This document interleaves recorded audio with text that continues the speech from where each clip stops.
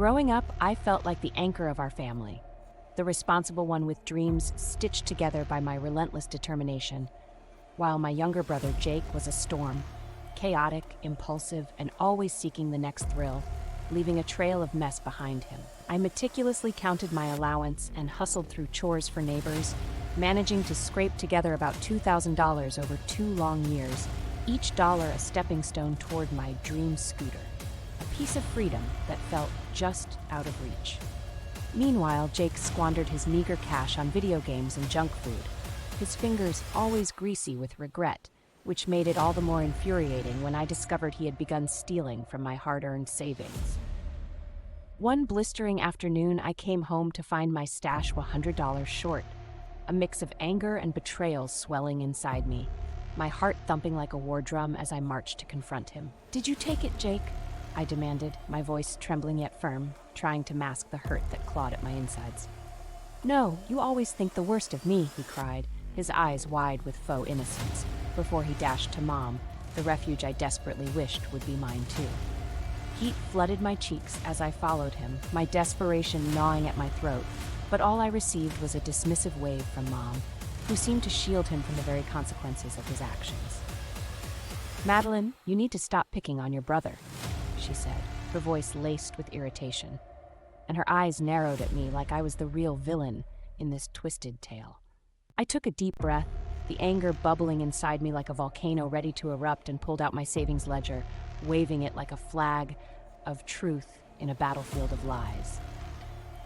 "Look, Mom, he took my money." But instead of acknowledging my pain, she threatened to ground me for daring to argue with him, her words a dagger in my heart. Frustration surged through me, and I picked up the phone, my hands shaking as I dialed Dad at work, my voice barely a whisper as I poured out my heart. "Dad, please, you need to talk to him. He's stealing from me, and Mom won't listen." When Dad finally came home, he was stern yet fair. He cornered Jake, forcing him to admit to taking the money, extracting a hollow apology that felt like a mere formality. "I'm sorry, Maddie," Jake mumbled, his eyes darting away, and I felt a wave of disappointment wash over me, the apology lacking any real remorse. Dad handed me the $100 back and gifted me a small safe, a flimsy shield against the heartbreak that still loomed. But I knew it was just a temporary fix, for Jake's behavior only grew more reckless. The very next day, I walked into my room to find him ransacking my belongings, searching for the safe as if it held the key to his own happiness. And when he couldn't open it, he hurled it out the window in a wild rage, my heart shattering along with it.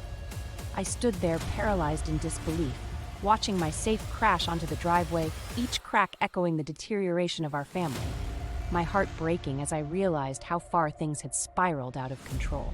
Mom rushed in, her eyes wide, taking in the chaos, and instead of scolding Jake for his destructive behavior, she turned to me with a look of disappointment that felt like a betrayal in itself.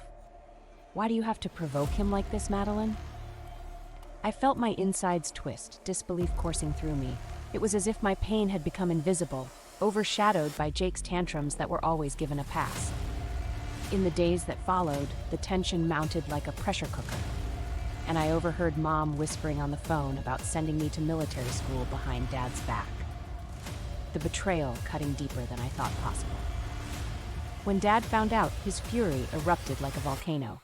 I could see the betrayal etched painfully on his face as he confronted Mom about the forged documents, the air thick with unspoken accusations and heartbreak. "How could you do this, Laura?" he shouted, his voice breaking, and I felt trapped in a nightmare, a helpless spectator in my parents' explosive conflict. The argument spiraled into chaos, words flying like daggers, and I felt the walls of our home close in on me, suffocating beneath the weight of their discontent.